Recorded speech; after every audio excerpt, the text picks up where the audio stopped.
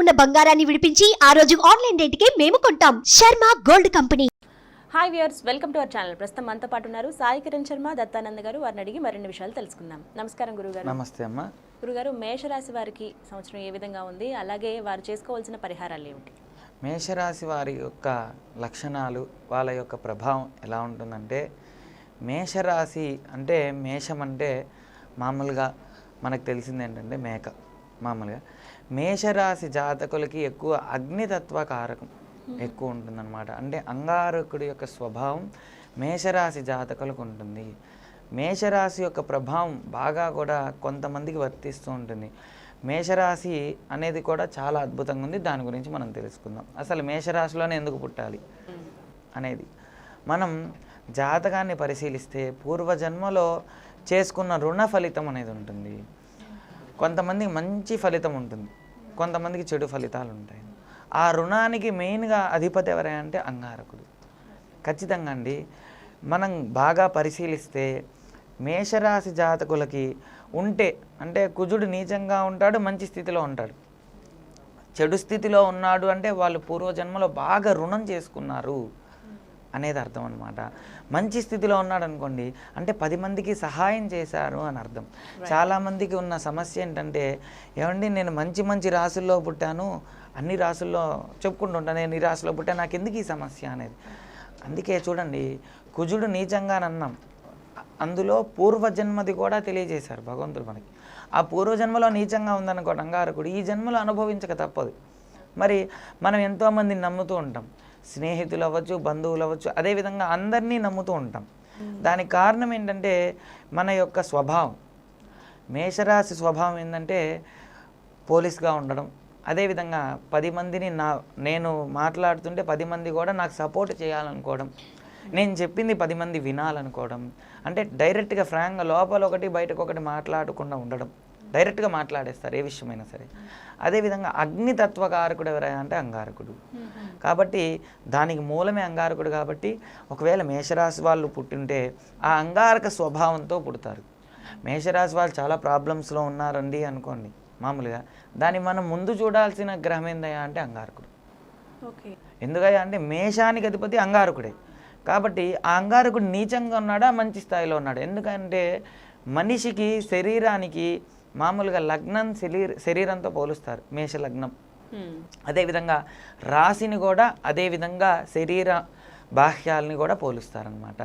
మరి శరీరంతో పోలుస్తున్నప్పుడు శరీరమే కరెక్ట్గా లేకపోతే బాగుంటుంది కదా. కాబట్టి అంగారకుడు శరీరకారకుడు కాబట్టి అంటే మేషరాశికి. కాబట్టి ఒకసారి గ్రహం చూసుకొని నీచంగా ఉంటేమో మరి నీచ ఫలితాలు వస్తాయి, మంచి స్థితిలో ఉంటేమో 10 మందికి సహాయం చేసే గుణం అనేది ఉంటుందన్నమాట. కాబట్టి సహాయం ఇప్పుడు మనం ఒకరికి సహాయం చేసామనుకోండి, వాళ్ళ అర్హత ఉన్న వాళ్ళ లేని వాళ్ళ అనేది చూడాలి ఫస్ట్. మేషరాశి వాళ్ళు ఉన్నారు, వాళ్ళు రుణం బాగా ఎక్కువ ఉంది అంటే మంచి చేశారు, అందరికీ ఆ రుణం ఉంది పూర్వజన్మలో, అది ఈ జన్మలో వాళ్ళు ఏం చేయాలి, మంచి వాళ్ళకి ఇవ్వాలి. అంతే కదండి. ఇప్పుడు ఏదన్నా సపోర్ట్ ఇస్తూ ఉంటాం మనం, ఎవరిని పడితే వాళ్ళకి సపోర్ట్ ఇస్తూ ఉంటాం. మనం నమ్మిన వాళ్ళు మోసం చేసే వాళ్ళు ఉంటారు. అలా కాకుండా ఈ అంగారక కవచం కనుక మంచిగా పారాయణం చేస్తూ భక్తి శ్రద్ధలతో కనుక పారాయణం చేసేటప్పుడు చేస్తే ఖచ్చితంగా కూడా రుణ విముక్తులు అవుతారు. రుణం అనేది చాలా కూడా మామూలుగా రుణం అనేది ఏమంటారు, చాలామంది షాప్లో రుణం అనుకుంటారు, కొంతమంది దైవతా రుణం, మనుష్య రుణం, పితృ రుణం, మాతృ రుణం, మరి ఇన్ని రుణాలు ఉన్నాయి. ఒక కుక్కని పెంచుతామండి, 10 సంవత్సరాలు పెంచుతాం, సడన్గా కరుస్తుంది అది కొంతమంది, అదొక రుణం. అప్పటివరకు పెంచాడు అయినా గరిచింది. ఒక చిన్న ఎగ్జాంపుల్, ఇంటి ముందు పెట్టుకుంటాం మనం ఒక పని ఆయనని, ఒక ఆయన ఉంచుతాం, ఓ 10 సంవత్సరాల తర్వాత చూస్తూనే ఉంటాం టీవీలో అతనే దొంగతనం చేశాడని వస్తుంది. మరి అదేంటండి, అదొక రుణం. అంత నమ్మకంగా ఉన్నా కానీ మోసం చేసేది అంత రుణం. కాబట్టి ఈ రుణానికి మూలం ఎవరయ్యా అంటే అంగారకుడు. కాబట్టి మనకి ఇంత ఉందన్నమాట శాస్త్ర ప్రమాణంగా. ఈ అంగారక దోషాలు పోవాలన్నా, కుజదోషాలు పోవాలన్నా మెయిన్గా సుబ్రహ్మణ్యాష్టకం, సుబ్రహ్మణ్యేశ్వర స్వామి ఆరాధన చేస్తే కనుక వీళ్ళకి మంచి ఫలితం వస్తుంది. సత్ఫలితం అంటారు, అంటే మంచి ఫలితం వస్తుంది. తత్ఫలితం అంటారు, అంటే తొందరగా వస్తుంది ఫలితం. ఈ సత్ తత్ రెండు ఉండాలి మనకి. సత్ఫలితం తొందరగా, మరి సత్ఫలితం అంటే మంచి ఫలితం. మంచి ఫలితం రాకపోతే మనం అంత చేసే ఉపయోగం లేదు. తత్ఫలితం తొందరగా ఫలితం రాకపోతే ఎప్పుడో వస్తే కానీ మనకి ఇబ్బంది. కాబట్టి ఈ మెయిన్గా రుణానికి అధిపతి ఎవరంటే సుబ్రహ్మణ్యేశ్వర స్వామి, కాబట్టి అంటే సుబ్రహ్మణ్యేశ్వర స్వామి కుజుడు అధిపతి. కాబట్టి ఈ రెండిటికి సుబ్రహ్మణ్యేశ్వర స్వామి, కాబట్టి సుబ్రహ్మణ్యేశ్వర స్వామికి అష్టకము, మరి కుజుడి కవచం.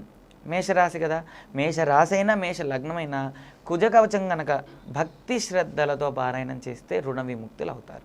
గురువుగారు మేషరాశి గురించి అలాగే చేసుకోవాల్సిన పరిహారాలు ఎటువంటి పూజలు చేయాలి చక్కగా చెప్పారండి. మరి మేష లగ్నం అని కూడా వింటూ ఉంటాం కదా, మేష లగ్నం అంటే ఏమిటంటారు అసలు? అమ్మ చాలా మంచి ప్రశ్న అడిగారు. ఇప్పుడు ఒక వ్యక్తి నక్షత్రం బట్టి రాశి తెలుస్తుంది, అదేవిధంగా మనిషి పుట్టిన సమయాన్ని బట్టి లగ్నం తెలుస్తుంది. పుట్టిన తారీఖు లేదనుకోండి చాలా కష్టం. అదేవిధంగా పుట్టిన తారీఖు ఉండి టైం ఉండదు కొంతమందికి. ఆ టైం ఎందుకు అంత అడుగుతారంటే ఆ టైంలో ఏ లగ్నం ఉందో ఆ లగ్నాన్ని లగ్నం శరీరంతో సమానం కాబట్టి అంతగా బేస్ చేసుకొని చెప్తూ ఉంటారు. అదేవిధంగా మేష లగ్నమైన కుజుడి యొక్క స్వభావంతోనే ఉంటుంది. మేష లగ్నం మేషరాశి అంటే అంగారక యొక్క ప్రభావం ఉంటుందన్నమాట. కాబట్టి ఈ లగ్నంలో ఏ గ్రహాలు లేకపోతేనే మంచి స్థితి కలుగుతుంది. ఆ లగ్నంలో ఆ గ్రహాలు ఉన్నాయి చూసారా, మేషరాశి మేష లగ్నంలో మరి అష్టమంలో ఇలా కొన్ని స్థానాల్లో ఉండకూడదు కుజుడు. ఎందుకంటే సొంత ఇల్లు ఆయనది మేషం. సొంత ఇంట్లో ఉంటే ప్రాబ్లం ఉండదు, మిగతా చోట్ల ఉండడం వల్ల చిన్న సమస్యలు వస్తాయి. అదేవిధంగా ఆ లగ్నం నుంచి కొన్ని స్థానాల్లో ఉండడం వల్ల మంచి ఫలితాలు వస్తాయి, కొన్ని స్థానాల్లో ఉండకపోవడం వల్ల చెడు ఫలితాలు వస్తూ ఉంటాయి అన్నమాట ఈ యొక్క లగ్నం. కాబట్టి లగ్నం కూడా చాలా ప్రాముఖ్యత కలిగినది. మనకు లగ్నం తెలియలేదనుకోండి రాశిని బేస్ చేసుకుంటాం. రాశి నక్షత్రాలు ఇవేమి తెలియలేదనుకోండి హస్తం బేస్ చేసుకోవడమే. ఎందుకంటే మనిషికి ఈ హస్తానికి వాస్తవంగా ఇప్పుడు మేష లగ్నంలో పుట్టాడా మేష రాశిలో పుట్టాడా అనేది కూడా ఈ హస్తంలో తెలుసుకోవచ్చు. అది ఇంకా బాగా చదువుకుంటూ చేస్తే అది తెలుస్తుంది. అర్థమైందా? మేష రాశి కానీ మేష లగ్నం కానీ ఏ నక్షత్రంలో పుట్టాడో ఆ నక్షత్ర స్వభావం అంటే ఇతనికి ఏ గ్రహాలు నీచంగా ఉన్నాయి ఏ గ్రహాలు మంచి స్థితిలో ఉన్నాయి అనేది మన దీనిలో తెలుస్తుంది అనమాట. అందుకే టైం చూడాలంటారు. దాన్ని బట్టి లగ్నం అనేది డిసైడ్ చేస్తారు. ఇంకొక వివాహ సమయంలో కూడా లగ్నం చూస్తారు కదా గురువు గారు? చూడాలమ్మా, వివాహ సమయంలో లగ్నం చూడాలి. అదే చూడాల్సిన సమయం అంటే కొన్ని లగ్నం మనం ఇప్పుడు చాలామంది ఆలోచించేది ఏంటంటే ఏమంటే మేము అంత ధర్మపరంగా పెళ్ళిళ్ళు చేసుకుంటున్నాము, లగ్నం టైంకి జీలకర్ర బెల్లం పెట్టేస్తున్నాం కదా, అంతా అయిపోయింది కదా, ఇంకెందుకండి మాకు గొడవలు అవుతున్నాయి. అసలు వాస్తవంగా ఇప్పుడు వివాహాల్లాగా లేవండి. వివాహం చేసే వాళ్ళు ఎంత శ్రద్ధగా చేస్తున్నా మన సమయానికి కూర్చోవట్లేదు. ముందు ఆది పూజ్యో గణాధిపహ అంటారంటే ముందు గణపతి పూజ చేసుకోవాలి. అలాంటిది గణపతి పూజ అనేది అంటే స్పీడ్గా తొందరగా జనాలు తొందరగా ఏం చేస్తున్నారంటే బయట దానికి శ్రద్ధ చూపించి అసలుది మర్చిపోతున్నారు. అంత పూజ చేసుకుంటూ అంత వాళ్ళు కలిసి ఉండాలని చెప్పి అంత శ్రద్ధగా చేస్తున్నప్పుడు వాళ్ళు హాయిగా ఒక గంట ముందు కూర్చుంటే కనుక ప్రక్రియ తొందరగా మంచిగా సాగుతుంది. అప్పుడు ఏంటంటే ఈ పెట్టిన బ్రాహ్మలైనా ఎవరైనా సరే ఆ ముహూర్తం ఖచ్చితంగా బలం ఉంటేనే పెడతారు. ఎందుకంటే ఆ ముహూర్తం బలం లేకపోతే అది ఎవరికి తగులుతుంది? పెట్టిన వాళ్ళకి తగులుతుంది ఖచ్చితంగా. ఇప్పుడు ఒకరిని మనల్ని నమ్మొచ్చినప్పుడు ఆ కుటుంబం మొత్తం బాగుపడాలని చెప్తాం కదా ముహూర్తం అనేది, వాళ్ళందరూ నాశనం అవ్వాలని చెప్పరు.